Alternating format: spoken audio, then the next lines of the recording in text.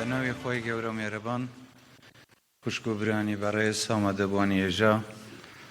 زۆر بەخێر بێن. زۆر خوشحاڵم کە ئەمڕۆ لە خزمەتی ئێوەی خۆشەویستم. خوشحاڵم کە ئەمڕۆ بەشدارم لەم کۆربەندە پیشەسازیە گرنگە کە ئاماژ لە بەستنی ئەم کۆربەندە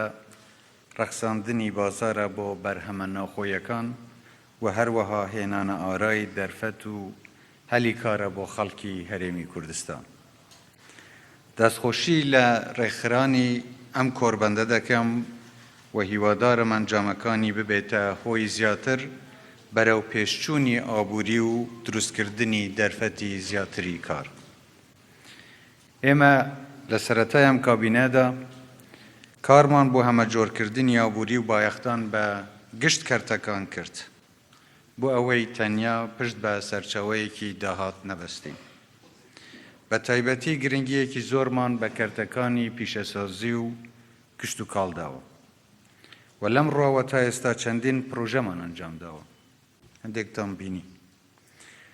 ئامانجی سەرەکیشمان بنیادنانی ژێرخانێکی ئابووری بەهێز بووە بۆ هەرێمی کوردستان. بەڵام ئاشکرایە پاشماوەیەکی کەم لە دەست بەکاربوونی ئەم کابینەیە هەرێمی کوردستان، عێراق و جیهان بە تێکرای دووچاری چەند قەیرانێکی سەختی تەندروستی و ئابووری بوونەوە، وەک بڵاوبوونەوەی ڤایرۆسی کۆرۆنا و لێکەوتە نیگەتیڤیەکانی و بە تایبەت دابەزینی نرخی نەوت لەو کاتە لە بازارەکانی جیهاندا، هەروەها نەناردن و دواکەوتنی خەرجکردنی بەشە بودجەی هەرێمی کوردستان لەلایەن حکوومەتی فدرالیەوە کە تا ئێستاش بەداخەوە بەردەوامە، کە کاریگەریەکی نەرێنی لەسەر هەموو بوارەکانی ژیاندا دروست کرد.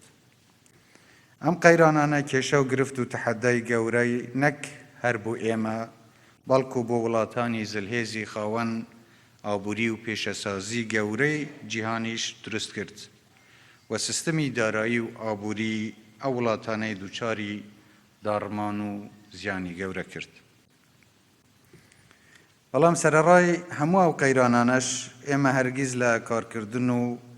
پێشکەشکردنی پرۆژە خزمەتگوزاری و استراتیژیەکان نەوەستاین و بە پێی توانای دارایی بەردەست بەردەوام بووین و لە ماوەی تەمەنی کابینەی نوێمی حکوومەتی هەرێمی کوردستان چەندین پرۆژەی گرنگ و استراتیژی لە سەرتاسەری هەرێمی کوردستان لە بوارە جۆرە و جۆرەکان ئەنجام دراوە، وەک ڕێگەوبان، پیشەسازی، کارەبا، کشت و کاڵ، گەشت و گوزار، کە هەندێکیان جێبەجێ کراون و تەواو بوون و هەندێکیشیان ئێستا لە قۆناغی جێبەجێکردندان. بێگومان بەشێک لە پرۆژەکان بە هاوبەشی لە نێوان هەردوو کەرتی گشتی و تایبەت ئەنجام دراون کە لێرەدا سوپاسی کەرتی تایبەت دەکەم کە بە هەماهەنگی و هاوکاری حکوومەتی هەرێمی کوردستان لە ماوەی ڕابردوودا پرۆژەی گرنگیان ئەنجام داوە و حکوومەتیش هەر ئاسانکاریەیەکی پێویست بێت پێشکەشی و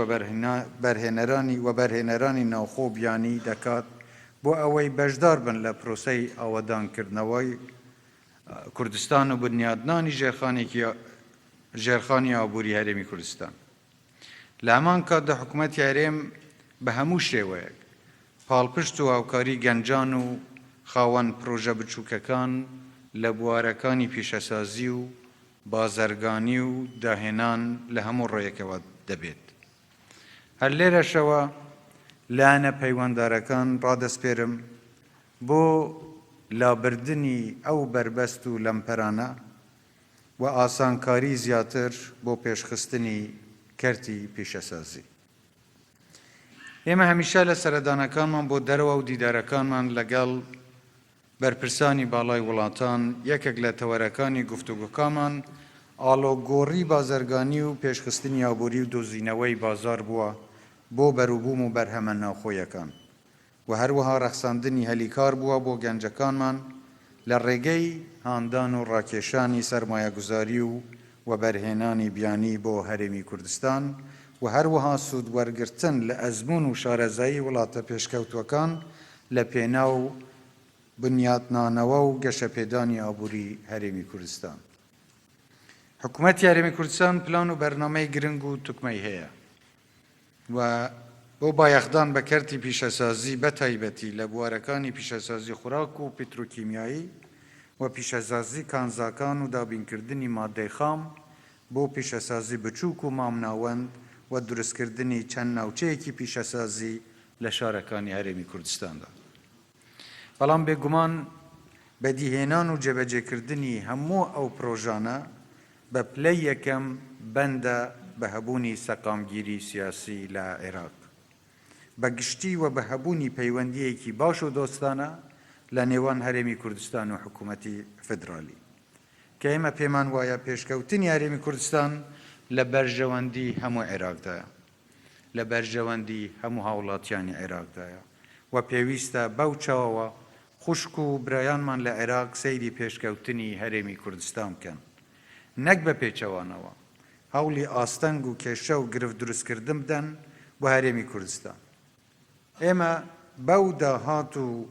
توانەدارایە سنووردارەی لە بەردەستمانە ئەو پێشکەوتنانەمان لە کوردستان دروست کردبووە کە لە هەموو بوارەکاندا جیاوازیەکی زۆری لەگەڵ ناوچەکانی تری عێراقدا هەیە. بەڵام بەداخەوە لە جیاتی پشتیوانیکردن و دەستخۆشیکردن هەندێک لایەن هەوڵی وەستان و سزادانی هەرێمی کوردستان دەدەن. بۆیە هیوادارم ئەوانەی بیر لە تێکدانی پێشکەوتنی کوردستان دەکەنەوە کەمێک بیر لەوەش بکەنەوە ئەو هەموو شەڕ و پێرانکاریەی لە ساڵانی ڕابردوودا